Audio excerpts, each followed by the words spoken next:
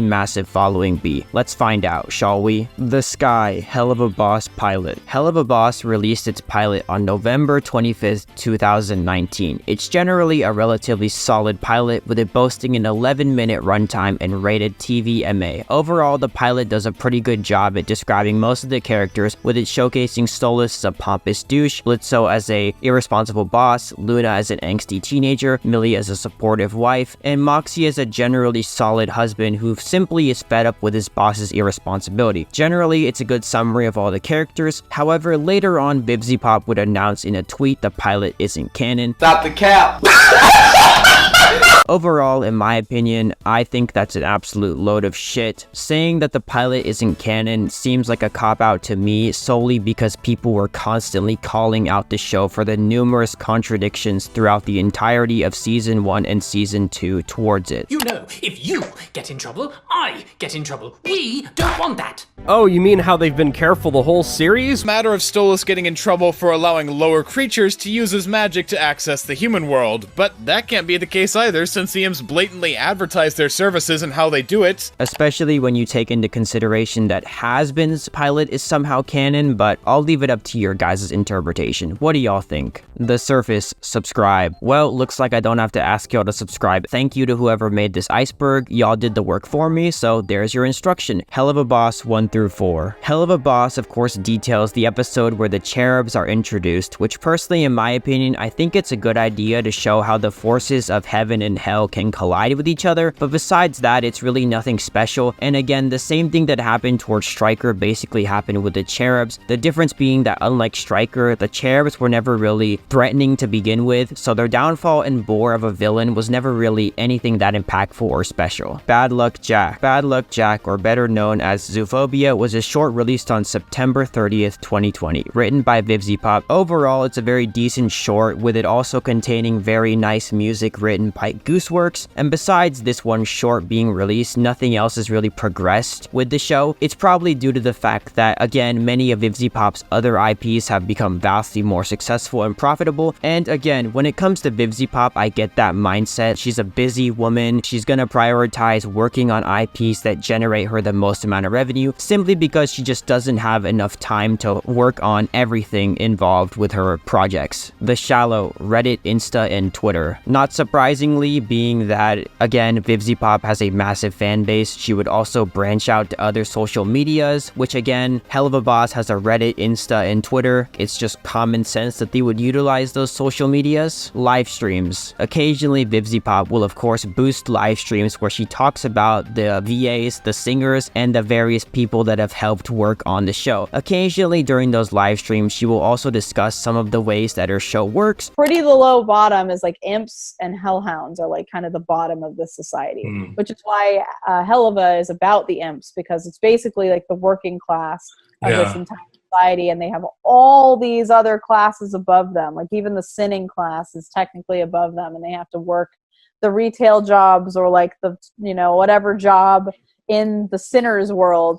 They're the middle to lower class. Yeah, exactly. As well as the theme and the creation of her world building. Again, overall, while it is good to sort of clarify how some of your show works when you sometimes miss the opportunity to do so, it's not really that good of an effective way to tell the audience, because again, not everyone is gonna see a majority of this stream, and they're not even gonna like know that this clip even exists. No one should be expected to comb through the internet to find information that should be in the series. If you have to explain it within a live stream, then it's not really a good sign of how descriptive your cartoon is. Merch. Being that Helluva Boss is a massively popular cartoon series, they of course have their own merch line, and have actually collabed with Hot Topic to have both Helluva Boss and Has-Been Hotel merch within their stores. I've personally copped a few Hot Topic shirts from the store, so if you like that kind of stuff, then you know, feel free to cop one. Easter eggs in the background. Occasionally throughout this show, VivziePop will tend to put various Easter Easter eggs within the show that detail some of the factoids or hints throughout the show. I think it's a good way to connect with your fan base and also an interesting way to discuss some of the nuances and ways that the show works. The shallow fan art. Again, like what I've said before, Helluva Boss has a massive following of over 10 million subscribers. It's no surprise that this community generates a lot of fan art on platforms like Reddit and of course YouTube and X. Oh Millie. Oh Millie is a pretty standard jingle that appears within Helluva Boss's first pilot. Like what I said before, it's pretty average. You know, not surprisingly, it gets outscaled by many later occurring episodic songs, but it's not by any means a terrible jingle either. Holidays. Holidays was a short release within the 2019 of Christmas, created by VivziePop's team and written by Medrano herself. Not surprisingly, it's only been released as a short solely due to the fact that, like what I said before about Zoophobia, her massively popular more IPs have gained more profitable and gained more attention, so obviously she's gonna divulge more time to producing those. Die Young. Die Young was an animated musical cover released by VivziePop dedicated to fan covering the legendary Kesha song Die Young. I'll just say that it's pretty impressive at how far VivziePop's come, to the point where she's gone from fan covering songs written by Kesha to then actually having Kesha voice act for one of her episodes. It shows how far she's truly come as an animator and her popularity. Merch promotional videos. Not surprisingly, being that they have their own merch line, they will occasionally drop merch promotional videos or advertisements dedicated to boosting the interest for people to buy their fan created products on their stores. Overall, it's a common sense idea and a good way to get extra money to pay their staff to make more detailed and more intuitive episodes. The comics. Being that Helluva Boss of course has a massively popular animatic series, it's no surprise that it of course started off as a simple comic and still has comics written and drawn by VivziePop to this day. Knows all VAs. Being that VivziePop's episode of course includes every single VA's credits within the end of the episodes, it's a nice way to see how truly far this show has come, as well as support the vast amounts of talent that contributed to this show's production. If you can name all the VAs that contributed to this show's production, then good on you, I suppose. The Underwater. Amino. Amino is of course a vastly popular social media back in the day that VivziePop used to and occasionally does use when it comes to promoting her work. Again, not surprising that she uses Amino. Again, most commonly back then when the platform was trending, a lot of artists did utilize that as a way to connect and promote their work. Timber. Timber is of course a song written and produced by Kesha that of course has been the song used to both cover the episodes as well as make fan automatics and TikTok short edits. Has an OC. Being that VivziePop of course is a vastly talented artist, she of course not only has her own OCs but also creates various characters within their Helluva Boss series that she voice acts. Language dubs. Being that Helluva Boss is of course a vastly popular cartoon and has gained influence within other countries, it of course now expands its audience towards other languages solely by the creation of different dubs, where of course different languages take place. And of course you can utilize this feature on platforms like YouTube, where you can go to the settings and change the languages to various languages that you speak. And overall it's not exactly perfect, as it's missing a few languages such as Japanese and French, despite being included as dubs for the Hazbin Hotel pilot, but I'm gonna strongly assume within the future that dubs for more languages of these likes will be added. Rule 34 of characters. Being that of course Helluva Boss has a vastly popular fan art community, it of course comes to no one's shock that this community of course has an NSFW fan art community as well. Overall, I don't really care if you make this type of content as long as you're not promoting like, you know, illegal stuff like obviously underage characters, or making fan art of characters that are family related or actual like existing people. If it's not used for the purpose of like a teaching material or done for the purpose of trying to like tell people, hey, this type of stuff does exist in real life, then I don't support it. And if that's not the type of stuff you do, then feel free to draw and post whatever NSFW content you like on a appropriately NSFW 18+ server, of course. Theories. Being that Helluva Boss is a popular fan base show, this of course has led to the creation of many people posting their various theories or thoughts about the show on platforms like TikTok, Instagram Reels, and YouTube Shorts. The deep, strange theories. Again, like what I said before, being that this has a massive popular fan base, there's of course been some very strange theories that have come come out regarding the show. And again, what you define as strange is kind of subjective. Like, it could be strange in the aspect that it's a conspiracy theory, like a really big stretch, or strange in the fact that the theory makes some rather dark and kind of gross assumptions about various characters, with it of course being particularly regarded as strange due to it pertaining within the illegal aspects of theorization, such as characters committing crimes of the sort. Update videos. Being that of course VivziePop has a massive fan base, and given that some of her animatics take time to release, she will occasionally release update videos that of course give the audience a general premise about when the episodes will come out and how long they will take. Again, overall, it's a very good way to boost up hype and make sure your audience remains interested and thus is willing to wait the extended amount of time for the new animatics to release. Original Zoophobia comics. Being that of course before the Zoophobia animatic came out, it was of course first brainstormed within the theme of comic art. Overall, when looking at some of her older drawings from 9 years ago on platforms like Tumblr, it's interesting to see how far VivziePop's come from simple comic book artistry to now animated video format. The Trenches, fandom.com/page. Being that of course, like what I said again, Helluva Boss is vastly popular, it's no surprise that the show of course has a wiki fandom. Cosplay. Once again, being that the show of course has a massive fan base, it's no surprise that of course the cosplay scene would be massive, as well as once again, while generally people tend to make their own cosplays and post them to social media like YouTube, TikTok, and Instagram and read it, there are a couple of pre-made,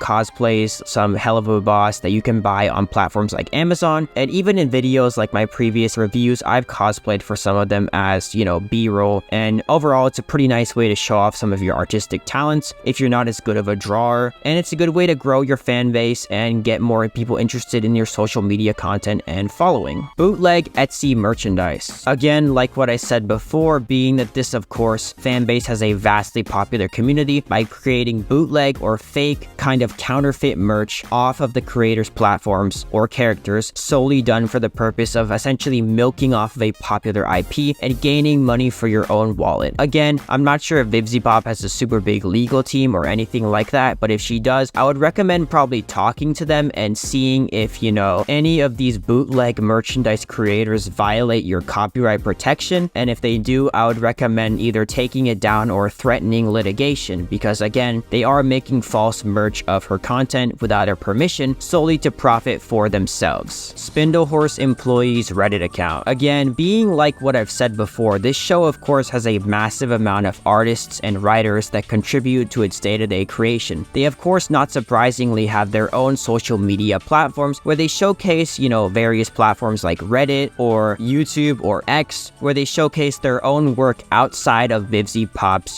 department. And overall, I would generally recommend supporting some of those artists and checking them out. VivziePop's cats. Now, being that of course VivziePop is a pet owner, a cat owner to be specific, sometimes within live streams or occasionally within her own animatics, she will sometimes showcase her pets on camera or drop references to them within episodes. P-word allegations. Again, I'm just gonna call it that because I don't know if I could even say the full word on YouTube, so I'm just gonna censor it and call it that. But this allegation solely comes from a vastly inappropriate comment and drawing VivziePop made back in 2012 following a creepy relationship of two Zoophobia characters, being Addison and a supposed 19-year-old teacher. Again, I'm not sure why the Wikipedia or the page that claims the allegations says that this person is a teacher. Nowhere on the drawing or any of the comments could I find that VivziePop or any of the drawings confirm that it's a teacher. They're assuming that this person is a teacher, which again, if this was a 19-year-old was a teacher, again, if it was proven with evidence, which it's not, or with VivziePop's comments or words, and wasn't just an insinuation or assumption, then they would have a point, because again, if it was confirmed that this person was a teacher, then yeah, this is absolutely an illegal, inappropriate drawing, because that violates America's person in a trusted power laws. That only applies to people who are directly responsible for a person's well-being. We're talking parents, teachers, principals, guidance counselors, police officers, actual authorities. But again, nowhere within the evidence or sources cited is there proof that this is actually a teacher, and not to mention that, like, since when are 19-year-olds teachers? So again, going solely off of the comments and sources that have been provided that VivziePops made, aside from the thing that she said in 2012, which again, very inappropriate, it's worth criticism. I do not agree with what she's saying there. She definitely should not have used that type of verbiage. I personally don't believe VivziePops' defense of saying that Addison is 18, because again, if Addison was 18, why would you have used that type of verbiage on the comments of the drawing? That just makes no sense. So I don't believe her in that aspect. But aside from that, they don't prove that this person is a teacher, and the comment doesn't prove it either. So they're solely summing it up to this person is a teacher based on preconceived vibes or notions. So again, that comment aside, this drawing and her defense is correct, because even to this day, the concept of a 19-year-old and 17-year-old, assuming that there's no person in a trusted power, which the Wikipedia page or the evidence people don't prove, which it's their job to prove that, and if they don't prove it, then I'm gonna assume that it's not true, because the accused person doesn't have to prove that, it's the accuser, and if the accuser doesn't prove that, then I'm going to disregard it. So again, like I was saying, a 19-year-old and a 17-year-old dating is defended by Romeo and Juliet laws. There are plenty of 18 and 19-year-old seniors in high school who've dated people 2 or 3 years younger than them. This is a common occurrence, and nobody in their right mind would call any of the kids engaged in these relationships, because that would be fucking stupid. It's important to say that the age gap of 17 to 19 would not be considered the P word. It would not. I think it's really important to understand exactly what a P word is. Here's the definition. Read that, digest that. It's an attraction where an older adult or adolescent has a particular attraction towards a prepubescent child. 17 to 19 would not be considered this. Giving Happy all the benefit of the doubt that I can muster up. Let's say that